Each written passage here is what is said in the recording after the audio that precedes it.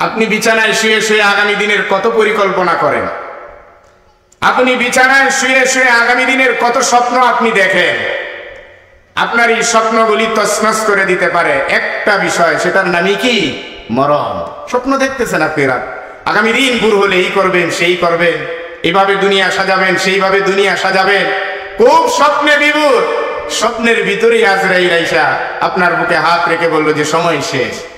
কি হবে আপনার স্বপ্নের, কি হবে আপনার আগামী দিনের আগামী ভবিষ্যৎ, একটা বার কি আপনি চিন্তা করেছেন?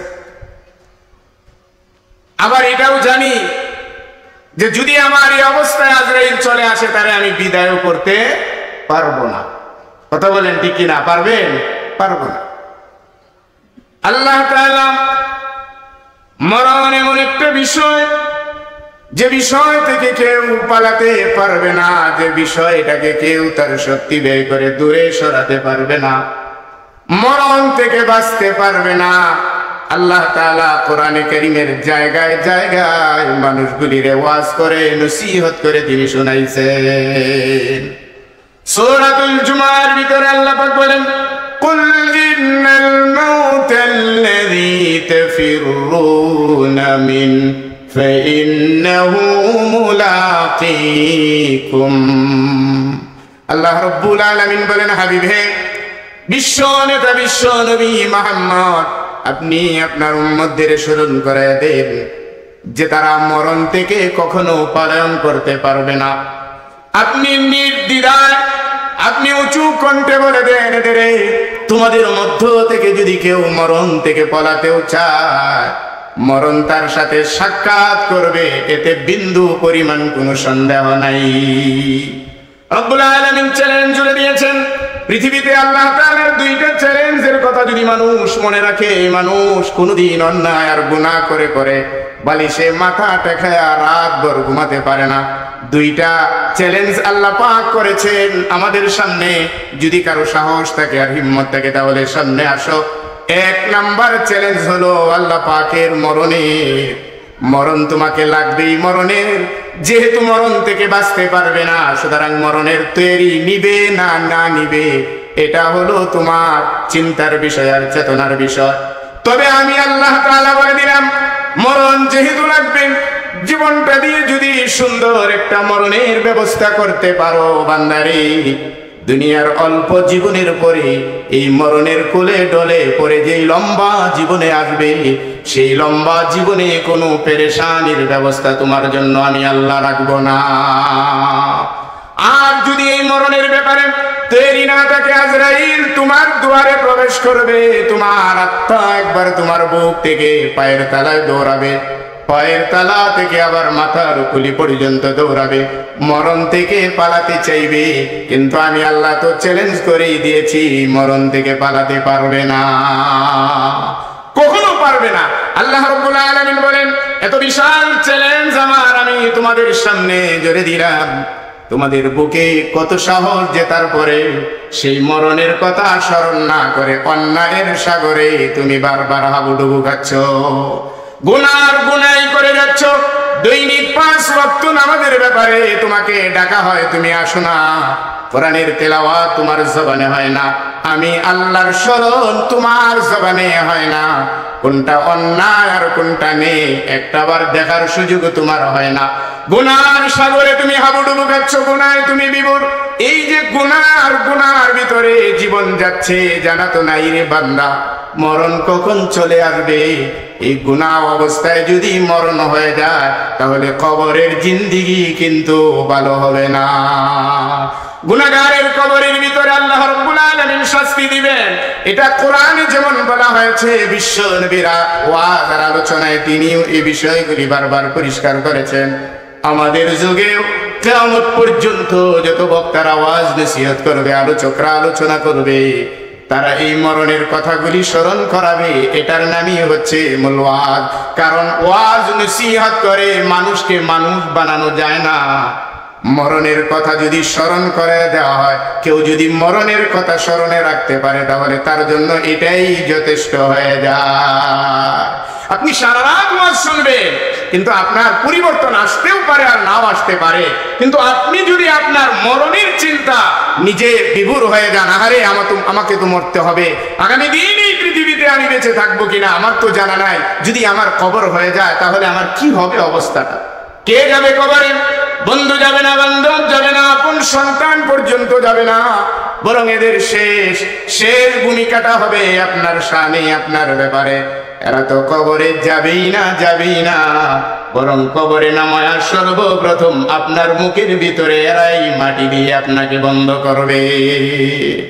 এই জন্য রাসূল করিম সাল্লাল্লাহু আলাইহি ওয়াসাল্লাম এই উম্মতদের ডাক দিয়া বলছেন, বারবার ওয়াজ করেছেন, নসিহত করেছেন, সাহাবীরা রে, এত ওয়াজের প্রয়োজন নাই, নসিহতের প্রয়োজন নাই, শুধু মরণের কথাটা স্মরণ রাখো।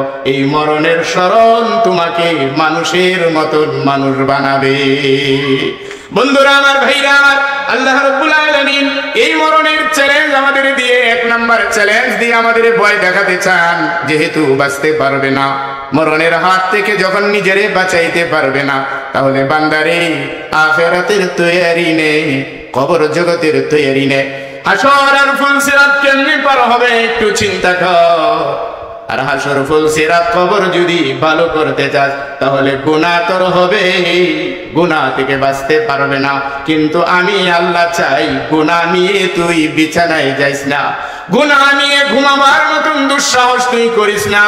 সারাদিনের গুনাহ খাতাগুলি তুই রাতে ঘুমাতে যাওয়ার আগে আমি আল্লাহর কাছে মাপ চা, কারণ সারাদিন তোর অন্যায় আর অপরাধ যা করেছিস, তোদের মতন অপরাধীদের ক্ষমা করে দেওয়ার জন্য সন্ধ্যাবেলায় আমি রব্বুল আলামিন আমার দুইটা হাত বিছায়া দেই।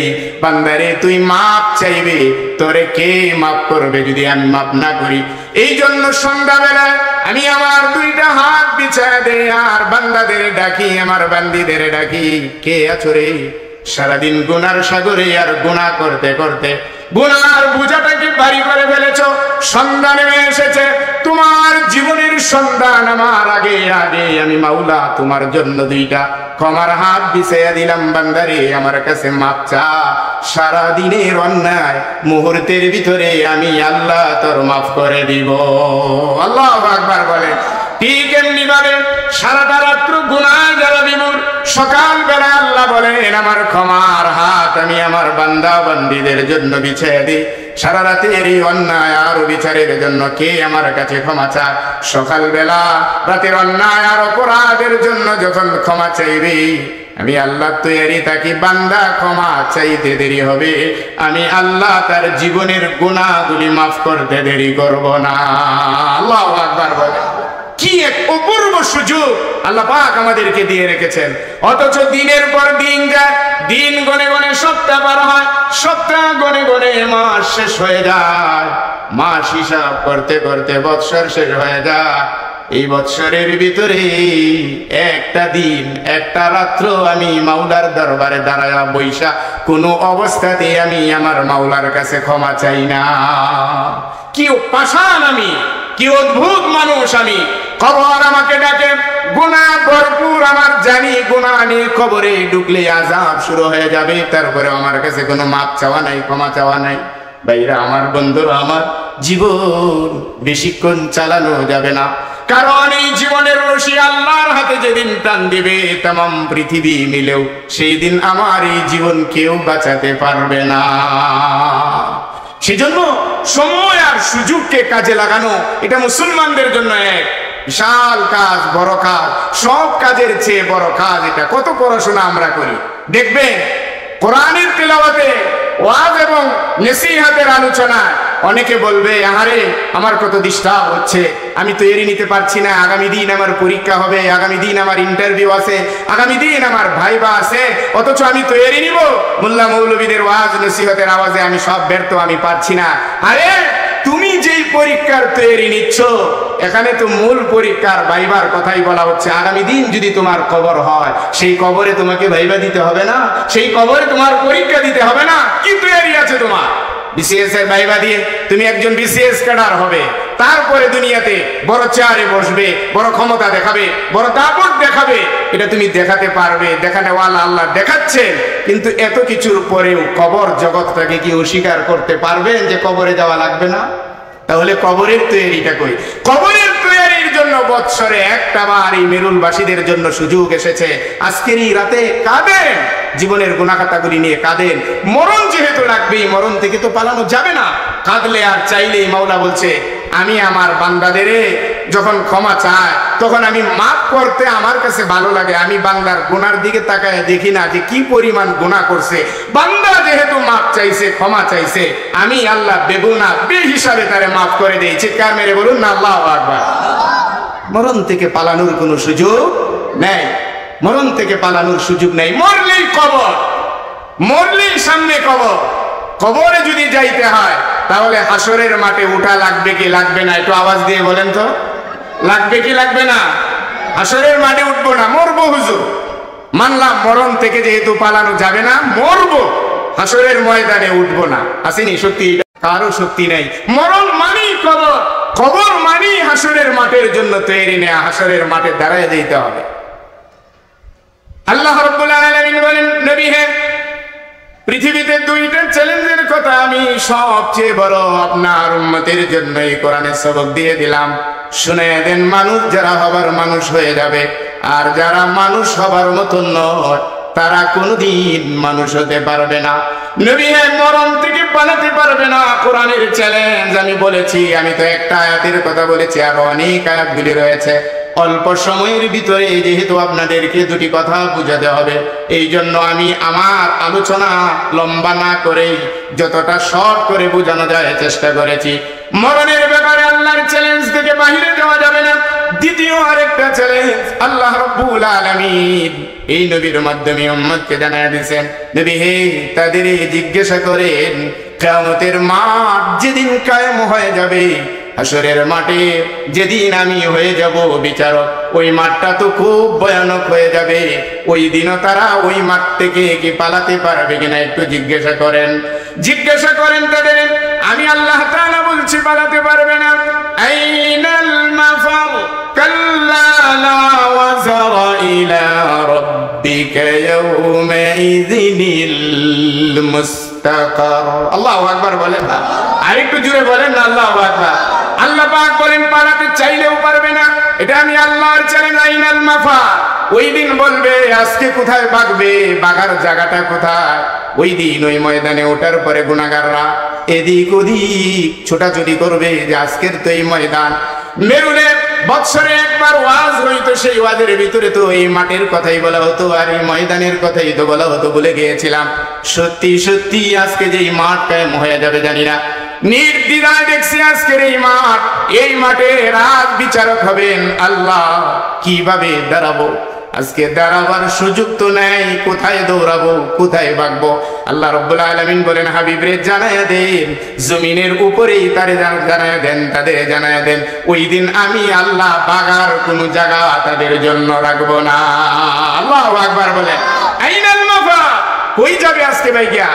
فأين تذهبون إن هو إلا ذكر للعالمين। আল্লাহু আকবার বলেন। অন্যত্র আল্লাহ পাক বলেন আজকে ভাগার জায়গা নাই। দুনিয়ায় ভাগা যায়, দুনিয়ায় মানুষ ভাগতে পারে, দুনিয়ায় ভাগা সম্ভব। দুনিয়ায় দেখেন না, আমরা অনেক সময় বলি, কি বলি, এই যে দেখবেন অনেক সময় হুঙ্কার ছেড়ে দিয়ে বলি, এইটা করেন, আর এইটা যদি না করেন তাহলে কিন্তু পালাবার পথ খুঁজে পাবেন না। বলি না আমরা? অনেক সময় বলি। আবার অনেকে আমরা বলি আমরা পালাবো না, আমরা পালাই না, আমরা এই করি না, সেই করি না। কিন্তু দুনিয়ার মাঠ যারা বলে যে পালাবার পথ খুঁজে পাবেন না, নির্দ্বিধায় তারা দেখা যায় দিনে রাতে এক সময় না এক সময় পালায় যাইতে পারে। এটা দুনিয়া, পালানোর সুযোগ আছে। যারা বলে আমরা পালাই না তারাও পালায় থাকতে পারে, কিন্তু আল্লাহর মাটির ভিতরে আল্লাহ যা বলেছেন 100টা এদিক ওদিক হওয়ার মতন কোনো সুযোগ নাই। জুড়ে বলেন ঠিক না? একটু সুযোগ থাকবে না। দুনিয়াতে তুমি কও বাগবা না, এরপরে বাগছো। দুনিয়াতে তুমি হুঙ্কার ছেড়ে বলো, হুঙ্কার ছেড়ে বলো, ভাগবার কোনো জায়গা থাকবে না, পালাবার পথ থাকবে না। এরপরে দেখা যায় নির্দ্বিধায় পথ বের করে একজন পালায়া চলে যায়। তাহলে তোমার হুঙ্কারের মূল্যটা কি? বুঝা গেল তুমি যে চ্যালেঞ্জ ছুড়ে দিয়েছ এটা রক্ষা করার মতন ক্ষমতা তোমার নাই, কিন্তু আমি হলাম আল্লাহ। আমি যেটা চ্যালেঞ্জ দেই এটার থেকে বাহিরে যাওয়ার মতন কোনো সুযোগও কারো নাই। চিৎকার মেরে বলুন না আল্লাহু আকবার। সেই আল্লাহ তাআলা বলছেন, আইনাল মাফার কাল্লা লা ওয়াজারা ইলা রাব্বিকা ইয়াওমাইযিনিল মুস্তাকার। জুড়ে বলেন না আল্লাহু আকবার। ওই দিন ভাগার জায়গা হবে না ভাইরা আমার, বন্ধুরা আমার। গুনাহগাররা ওই দিন একটু সময় স্থির থাকতে পারবে না। নবীজির উপরে আয়াত যেদিন নাযিল হয়েছে, বিশ্ব নবীর চেহারাটা মলিন হয়ে গেল, বিশ্ব নবী পেরেশানি হয়ে গেলেন। আহারে, দুনিয়ার ময়দানে কোনো কিছু হয়ে গেলে, মুরগির বাচ্চা যেমন বিপদে পড়লে মুরগির কোলের ভিতরে পাকার নিচে চলে আসলে এগুলি বাঁচতে পারে, দুনিয়ার জিন্দেগিতে আমার উম্মতের উপর মুসিবত নেমে আসলে আমি আল্লাহ তাআলার উপর, আল্লাহ তাআলার কাছে হাত উঠিয়ে দিলে অথবা জমিনের সিজদায় মাথা ঠেকা দিলে মাওলা বিপদ দূর করে দেন। কিন্তু যেই ময়দানের কথা বলে চ্যালেঞ্জ জুড়ে দিয়েছেন, ওই দিন আমার উম্মতগুলিরে আমি কিভাবে বাঁচাবো?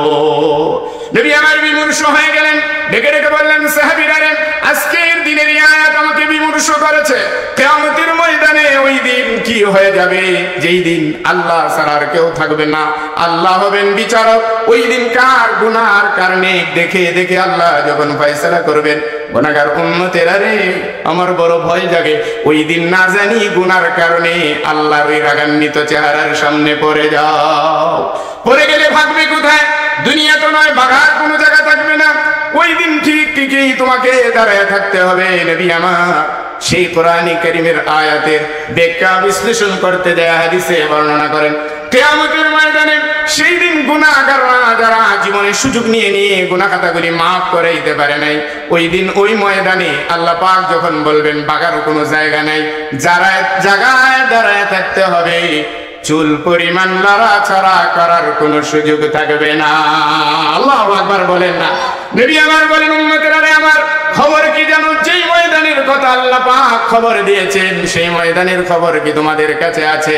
সেই ময়দানে এমন হয়ে যাবে যে তোমরা দাঁড়াবে সেদিন তামার জমিনে, নিচে থাকবে তামা, মাথার উপরে সূর্যটা আসবে, আর সূর্য পৃথিবীর জমিন থেকে কোটি কোটি মাইল দূর থেকে আলো দেয়। যেদিন একটু বেশি আলু হয়ে যায় সেদিন পাগল হয়ে যায়, টিকতে পারি না, গরম বাতাস হয় না, এসি কোলায় না। অনেক দূরে কোটি কোটি মাইল দূরে সূর্যের আলো, শুধুমাত্র দুই একদিন একটু এমন গরম হয়ে যাওয়ার কারণে টিকতে পারি না। নবী আমার বলেন, কিয়ামতের মাঠ, গুনাহগার উম্মতেরা রে, গুনাহ নিয়ে কবরের দিকে যেও না। গুনাহ নিয়ে কবরের দিকে গেলে গুনাহ নিয়ে হাসরের মাঠে উঠতে হবে। ভয় করো, সেই দিন নিচের জমিন হবে তামা, আর সূর্যটা আসবে তোমার একেবারে মাথার উপরে। এমন অবস্থা হয়ে যাবে টিকার কোনো সুরত থাকবে না। সূর্যের আলোতে গলে গলে মাথার মগজ গলে গলে এমন হয়ে যাবে যে তোমার ঘামে, তোমার শরীর থেকে তোমার ঘাম বেয়ে বেয়ে পড়ে, তোমার ঘামের ভিতরে তুমি হাবুডুবু খাইতে থাকবে আর বলতে থাকবে, আজকের এই দিনে কি কেউ নাই, কেউ নাই? এই ময়দানের এই অবস্থা থেকে আমাদেরকে একটু সরাবে। লম্বা সময় নবী আমার বলেন, মানুষগুলি অতিষ্ঠ হয়ে যাবে, অতিষ্ঠ হয়ে যাবে, তারা অস্থির হয়ে যাবে। এরপরে বলতে থাকবে, নবীরা কোথায়? আসুন না আজকের এই ময়দানে আর দাঁড়ায় থাকতে পারি না। এই বিচার হিসাব নিকাশ করার পরে আল্লাহ যদি চান জান্নাতে দেন অথবা জাহান্নামে দেন, যেখানে দেন দিয়ে দে। এই ময়দানে আর দাঁড়ায় থাকতে পারতেছি না, আর সম্ভব হচ্ছে না। কারণ হবে ওই দিন, ওই সময় তো কোনো খাটো সময় হবে না, কোনো অল্প সময় হবে না। ওয়া ইন্না ইয়াওমান ইনদা রাব্বিকা কাআলফি সানাতিম মিম্মা তাউদ্দুন। আল্লাহ পাক বলেন, ওই দিন, ওই হাসরের মাঠ, কিয়ামত যেদিন কায়েম হয়ে যাবে, ওই দিনটা সাধারণ কোনো দিন না, দুনিয়ার 1000 দিনের সমান হবে একটা দিন। আল্লাহু আকবার বলেন না, 1000 দিনের সমান। আর অন্য এক সূরায় আল্লাহ পাক বলেছেন 50,000 বছর। 50,000 বছর দাঁড়ায় থাকতে হবে ওই ময়দানে। এরপরে ধীরে ধীরে গুনাহগাররা বলবে, আরে আমাদেরকে একটা ফয়সালা করে আমাদের দিয়ে দেন, আমরা আর পারতেছি না, আর পারতেছি না। কিন্তু একটা চুল এদিক সেদিক লড়াচড়া করা, কদম লড়াবার উঠাবার কোনো সুযোগ সেদিন আমাদের জন্য থাকবে না। গুনাহগাররা সেই দিন এত কাদা কাঁদবে আর এত বিপদে পড়বে, এই গুনাহ থেকে বাঁচাইতে যাওয়ার মতন কোনো হিম্মত কারো থাকবে না। সাহাবায়ে কেরামরা বলেন, ইয়া রাসূলুল্লাহ, তাহলে সেই দিন আমাদের কি অবস্থাটা হবে? আমরা এই লম্বা সময় এই ময়দানে আমরা কিভাবে দাঁড়ায় থাকবো? সাহাবায়ে কেরামরা বললেন, আল্লাহ রাসূল, ঠিকই তো, তোমাদের জন্য আমি কি করতে পারবো ওই দিন? অনেক লম্বা সময়, ঠিকই তো বলেছো। নবীজি আমার এই উম্মতের কথা শুনে, সাহাবায়ে কেরামদের কথা শুনে, তখন তিনি আবার মাওলারে ডাকাডাকি করে বললেন, মাওলা, এই লম্বা সময় আমার এই উম্মতেরা কেমনে এখানে দাঁড়ায় থাকবে? মাওলারে বড় কষ্ট হবে। আল্লাহ তাআলা নবীকে জানাইলেন, নবী হে, আপনি পেরেশানি করছেন কেন? আপনি কেন পেরেশানি করছেন? আপনার ওয়াজ এবং নসিহতে যারা নিজেদের কলবকে বানায় নিয়েছে, গুনাহমুক্ত জীবন যাপনের এক ব্যবস্থা তারা তৈরি করেছে, গুনাহমুক্ত জীবন যাপন করেছে। হাবিব, আপনি অভয় বাণী গ্রহণ করুন। এই এত লম্বা লম্বা সময়ের ভিতরে যে উম্মত তার গুনাহ মাফ করাই আইছে আপনার ওয়াজের উপরে, নসিহতের উপরে, এই গুনাহগার উম্মত সারা যারা গুনাহ করে নাই, করলেও গুনাহ মাফ করাইছে, গুনাহ মাফ করাইছে, গুনাহর চিন্তায় কান্নাকাটি করছে। নবীকে ডাক দিয়ে বলেন, আল্লাহ তাআলা, নবী হে, আপনি শান্ত হন। ওই লম্বা সময়ে যে গুনাহগাররা ময়দানে দাঁড়ায় থাকবে, কিন্তু আপনার উম্মতগুলি যারা গুনার জন্য চোখের পানি ছেড়ে ছেড়ে গুনাহ মাফ করে কবর জগতে এসেছে, হাসরের ময়দানে এতটা লম্বা সময় আমি তাদের দাঁড় করাইয়া রাখবো না, বরং ওই হাসরের ময়দানে আপনার উম্মতের জন্য যারা গুনাহমুক্ত জীবন যাপন করে গুনাহ মাফ করায় কবরে ঢুকছে, হাসরের ময়দানটা এমন হয়ে যাবে তাদের জন্য একটা সেজদা দিতে দুনিয়ার জমিনে যতটুকু সময় ব্যয় হতো, আপনার উম্মতের জন্য একটা সেজদার সময়ে তার জন্য হাসরের মাটির বিচার সমাধান হয়ে যাবে। জোরে বলুন না আল্লাহু আকবার। একটা সেজদা দিতে কয় মিনিট সময় লাগে? 10 মিনিট হতো না, 10 মিনিট, 5 মিনিট না, না 1 মিনিটই তো একটা সেজদা আমরা দিতে পারি না। অথচ জানেন কি, সেজদার ভিতরে সবচেয়ে বান্দার গুনাহ বেশি মাফ হয়। বুঝে থাকলে বলুন আল্লাহু আকবার। সেজদার ভিতরে বেশি গুনাহ মাফ হয়, কারণ বান্দা যখন সেজদায় থাকে তখন আল্লাহ তাআলা বান্দার পিঠের উপরে কুদরতের হাত বুলায় দিয়া দিয়া বলে, বান্দারে, তুই তোর অপরাধের জন্য যখন আমার কুদরতি পায়ে তোর মাথা থেকে দিছ, আমি আল্লাহ বললাম তোর জীবনের গুনাহ খাতাগুলি আমি আর বাকি রাখলাম না, সব পরিষ্কার করে দিলাম। কোথায় সেই সিজদা? ওই সিজদা সেটা, ওই যে বলছিলাম সময় তো নাই, সময় দিতে পারি না, গুনাহ মাফের কোনো সুযোগ পেয়েও কাজে লাগাইতে পারি না। কারণ হলো আমার মরণের কথা, আমার সব দুনিয়াটাই আমার, দুনিয়ায় দুনিয়ায় দুনিয়ায়। আমি মনেই করি না যে এই দুনিয়া আমার জন্য একটা মুসাফিরখানা, আমি আসছি ঘুরে ঘুরে আখিরাতের কিছু সরু সামান তৈরি করতে, এটা আমার মনেই থাকে না। তাহলে আমি কিভাবে গুনাহ মাফ করাবো? এই জন্য ভাইরা আমার, আজকের এই ময়দান, আজকের এই মজলিস, আজকের এই মজমা, এই মজমাগুলি সাধারণ মজমা না।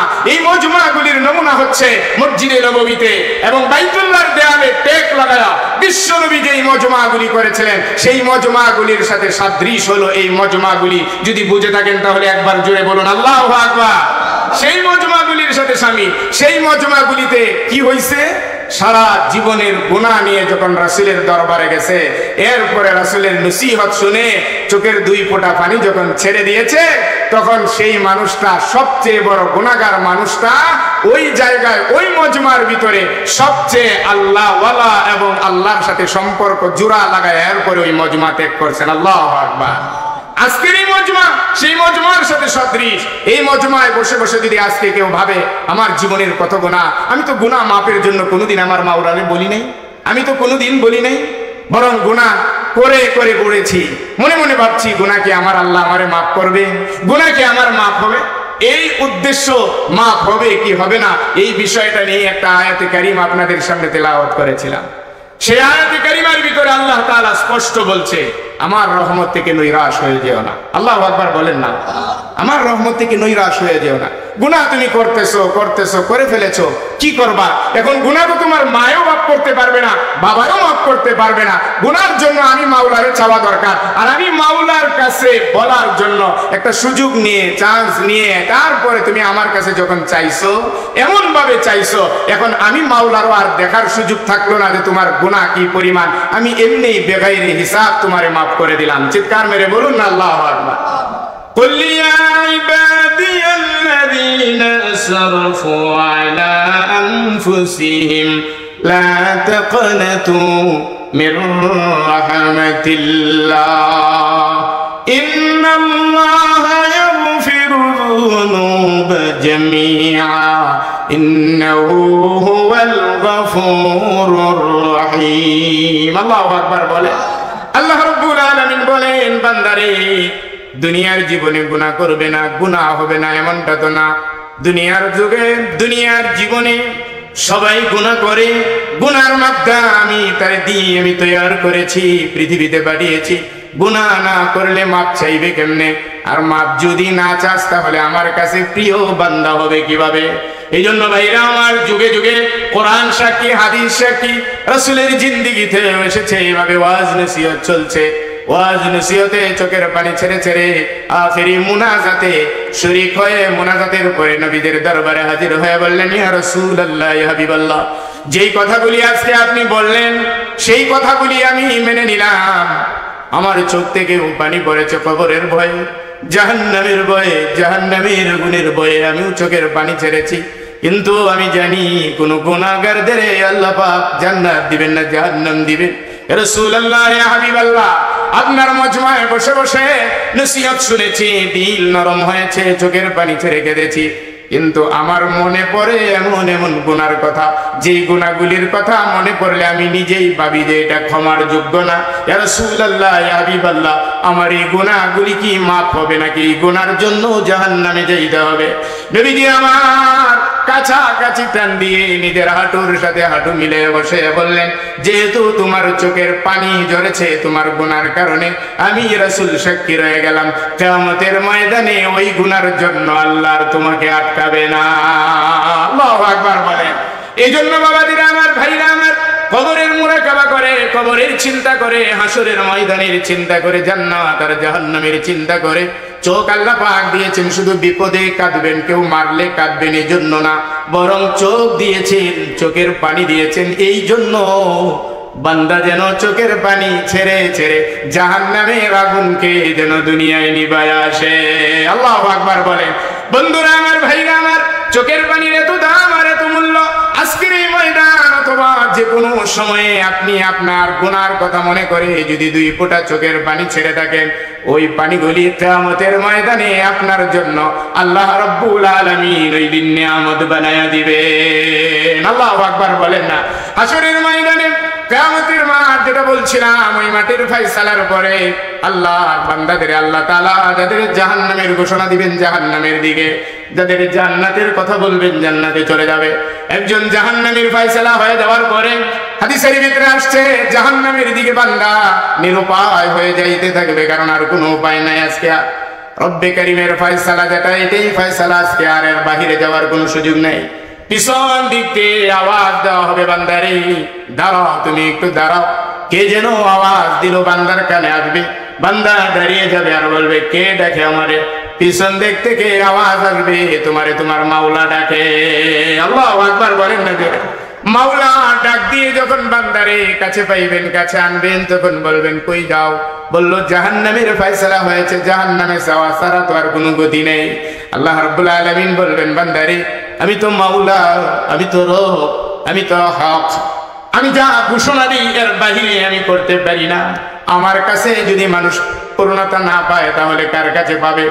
ওরে বান্দা, তোমার কি মনে পড়ে মেরুলের জমিনে ওই দিন একটা মাদ্রাসাকে উসিলা করে একটা আয়োজন হয়েছিল? সেই আয়োজনে বসে বসে হাফেজদের মাথায় পাগড়ি দিচ্ছিল আর দেখছিল এই দৃশ্যগুলি। আখেরি মুনাজাতে ওই দিন জাহান্নামের ভয়ে আর মরণের ভয়ে চোখের দুই ফোঁটা পানি তুমি ছেড়ে দিয়েছিলে। মাওলা রে, জীবনের গুনাহগুলি মনে হয়ে গেল।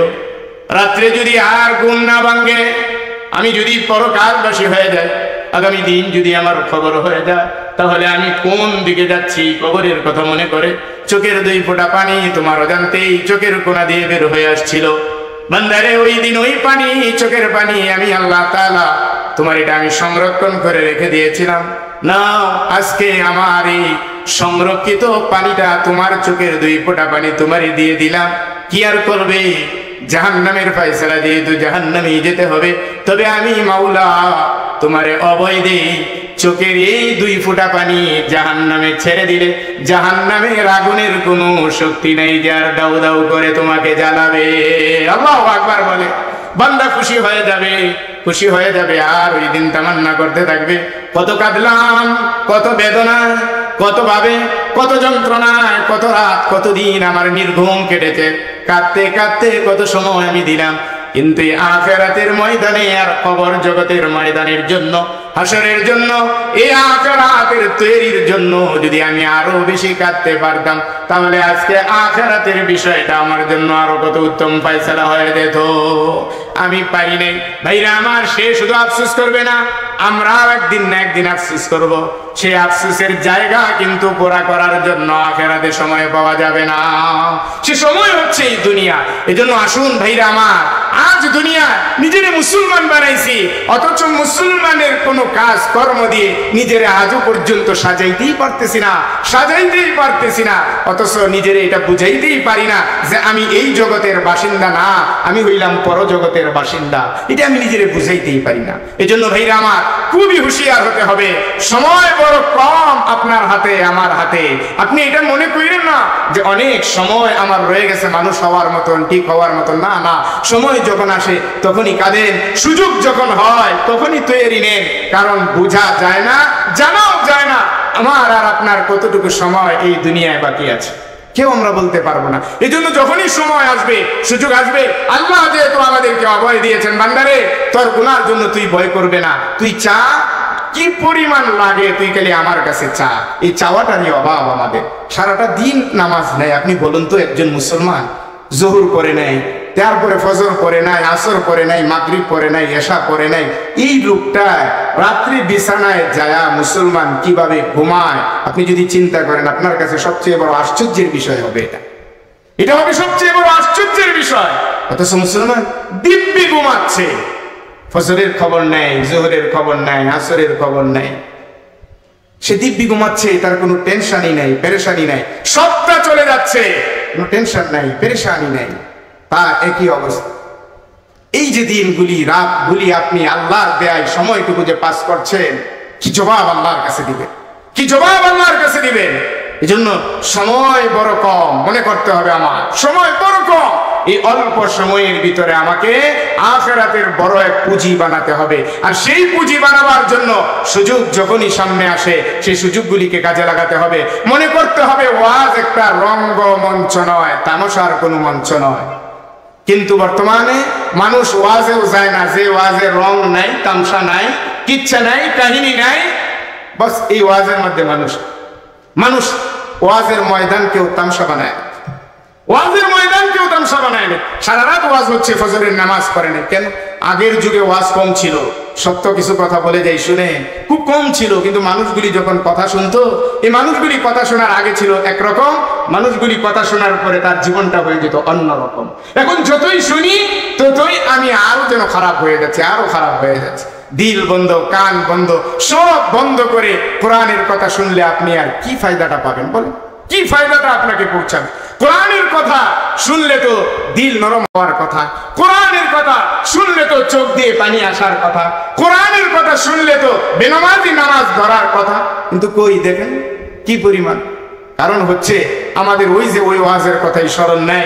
এই জন্য রাসূল করিম সাল্লাল্লাহু আলাইহি সাল্লাম যে ওয়াজের গুরুত্ব দিয়েছেন, সেই ওয়াজেরই 2-4টি কথাবার্তা আমি আপনাদের সামনে আলোচনা করলাম। আল্লাহ রাসূল যেটা গুরুত্ব দিয়েছেন সেটা হলো মরণের কথা স্মরণ করো, এটাই তোমার জন্য ওয়াজ হিসাবে যথেষ্ট। কথা বলেন ঠিক কিনা? আর একটু জুড়ে বলেন না ঠিক কিনা? মরণের কথা স্মরণ করো, এটাই হবে তোমার জন্য সবচেয়ে বড় ওয়াজ। এই কথাটা আজকে আপনি বালিশে মাথাটা ঠেকায় দিয়ে একটু আপনি চিন্তা করে দিবেন। যত কাফের, যত বেঈমানরা মুসলমান হয়েছে, যে কোনো একটা না একটা কাজে যখন ধাক্কা লেগে গেছে দিলে, তখন দেখছে যে না, আরে আসলেই তো ঠিক, বড় বড় ডাকাতের কাহিনী আপনারা পড়েন, ডাকাত মানুষ হয়েছে, আল্লাহর ওলি হয়েছে। এ বড় ডাকাত আবার আল্লাহর ওলি হয় কেমনে? যেই ডাকাতে ডাকাতি করতে করতে মানুষের সহায় সম্বল সব শেষ করে ফেলেছে, এলাকায় বিখ্যাত ডাকাত হিসাবে পরিচয় লাভ করেছে, সেই ডাকাতও আল্লাহর ওলি হয়ে গেছে। এই মোল্লা মৌলবীদের ওয়াজ সেই পরিমাণ শুই না, না না না না। হঠাৎ করে ডাকাতের কথা বলি, ডাকাতি কইরা রাত্রেবেলা বাসায় গেছে। দেখেন মানুষ কিভাবে পরিবর্তন। এই জন্য হয়তো স্বামী ভালো দরকার নাই, স্ত্রী ভালো দরকার। স্বামী আর স্ত্রীর দুইজন যদি একজন ভালো হয়, স্বামী ভালো হলে স্ত্রী ধীরে ধীরে ভালো হবে, স্ত্রী যদি ভালো হয় একদিন না একদিন স্বামী ভালো হয়ে যাবে। সন্তান যদি ভালো হয় মা বাবা ভালো হবে, মা বাবা যদি ভালো হয় তাহলে সন্তানও একদিন না একদিন ভালো হয়ে যাবে। নিয়মিত চুরি ডাকাতি চলছে করছে, কিন্তু ওই দিন চুরি ডাকাতি করে যাওয়ার ঘরে শুয়ে যখন বিবির সাথে কথাবার্তা চলতেছে, বিবিটা ছিল নামাজি, বিবিটা ছিল দিনদার। হঠাৎ করে তারা বললো, এই যে তুমি মানুষের মাল এই চুরি ডাকাতি কইরা কইরা জীবনটারে ধ্বংস করতেছো, এই যে বিছানায় শুইলা, যদি কালকে আর না উঠো, কালকে যদি আর না উঠো কি অবস্থাটা হবে তোমার, একটু চিন্তা করে দেখেছো? এতটুকুই কথা, আর বেশি কোনো না। আমি তো ঘন্টাখানিক ওয়াজ করে ফেলেছি। শুধুমাত্র বললেন, স্বামী হে, পৃথিবীতে স্বামীর জন্য একজন নেককার স্ত্রী মহাসম্পদ, স্ত্রীর জন্য একজন নেককার স্বামী মহাসম্পদ। স্ত্রীর স্বামীর কানে কানে শুধু এই কথাটুকু বললেন, স্বামী রে, যদি আগামী দিন এই সূর্য উঠবে এটা নিশ্চিত, সূর্য কেউ ঠেকাতে পারবে না, কিন্তু তুমি যদি না উঠো তাহলে তোমার কবরের জিন্দেগিতে কে সাথী হবে রে? আজকের এই রাত্রে তুমি যদি বিপদে পড়ে যাও, আমি আগাবো, সন্তানরা আগাবে, গ্রামবাসী আগায় আসবে। বিপদে পড়ে দেখো দুশ্মনও একদিন না একদিন বিপদে পড়লে আগায় আসবে। স্বামী হে, কিন্তু যদি ঘুম না ভাঙে, পরকালের বাসিন্দা যদি হয়ে যাও, কবর যদি আগামী দিন তোমার ঠিকানা হয়ে যায়, ভেবে দেখেছো কি কবরে কাকে তুমি পাবে? কথাগুলি বলতে দেরি হয়েছে, ডাকাতের গাল বেয়ে বেয়ে চোখের পানি ঝরতে দেরি হয় নাই। আল্লাহু আকবার বলেন না? স্ত্রীরে, এই মন্ত্রটুকু এই বিছানায় কতবার শুইলাম তোমার সাথে, যদি আরো আগে শোনাতে তাহলে আমার জন্য মঙ্গল হতো, কিন্তু এই সময়ে এসে, আমার শেষ সময়ে এসে তুমি এমন কথার স্মরণ করে দিলে। এখন আমি বাজ হইতেও তো সময়ের দরকার। আমি জানি না আগামী দিন সময়ে পাবো কিনা, কিন্তু বাজ হইতে তো আমার দরকার। জীবনে গুনাহ ছাড়া কিচ্ছু নাই, কেমনে বাজ হব? قل يا عبادي الذين أسرفوا على أنفسهم لا تقنطوا من رحمة الله إن الله يغفر الذنوب جميعا إنه هو الغفور الرحيم। জুড়ে একবার বলেন না আল্লাহু আকবার। এই কথা বলে বলে ঠিক ঠিকই ওই রাত্রটা পার হলো না ডাকাতে, ওই রাত্রটাই হয়ে গেল শেষ রাত্র। আগামী দিন সূর্য আবার আকাশে উদিত হয়েছে, কিন্তু তার জীবন আর সে ফিরে পায় নাই। চোখের কোনা দিয়ে পানি পড়তেছিল আর বলতেছিল, বিবিরে, সময়ের এই শেষ সান্নিধ্যে সে এমন এক জগতের কথা আমারে মনে করাইয়া দিলে, কিন্তু এখন কি আমি পারবো নিজের শুধরাতে? আমি কি পারবো এখন ঠিক হতে? তারপরেও আমার মাওলারে আমি বুঝে বলি, কত মৌলবী তো এই ওয়াজ করেছে, আল্লাহ পাকের কাছে নৈরাশ হতে নাই, নৈরাশ হতে নাই। বিবিরে, সাক্ষী দেখো, জীবন যদি ফিরে পাই ডাকাতি করব না, বরং সেজদায় করব, নামাজি হব, দিনদার হওয়ার চেষ্টা করব। কিন্তু চলে গেলেন, দুনিয়ার জিন্দেগি শেষ হয়ে গেল, পরের দিন তার জানাজা হবে, কে পড়াবে জানাজা?